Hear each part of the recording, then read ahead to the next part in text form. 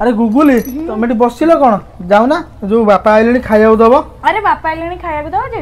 रोसे घरे सब काम सार देछि तुम भौणी की टिके को बापा खाया देबे मुने ताकू कहबी खाया दबा पई। हां बो सेठी बसछि बो गोतरे बसछि बो एना कहबो से छोट छोट से कोन खाया दब गुगुली कोडा लागी आर मसरे तांको बाहागर आ केते दिन एमिति तांको छोट छुआ कहबो घर काम किछि सिखाओ त किछि कुहो तांको मु कोन करबी ए छोटिया कथा पई जाई ताको सहित लड़ाई झगड़ा करबी ना तांको सहित कहीं लड़ाई झगड़ा करबो मु तो अछि ना मो सहित लड़ाई झगड़ा करबा पई एमिति रे बाहागर परे समस्त समस्तकर पसंदर कथा कहि देले बापा कहले मोर एटा पसंद बो कहले मोर सेटा पसंद तम भाई कहले मोर आलू दम पसंद आ तम भौणी कहले मोर परोटा सिमी पसंद आ तमर सेटा पसंद एटा सेटा पसंद किंतु केही तो मते पचारलेनी मोर कोन पसंद बोली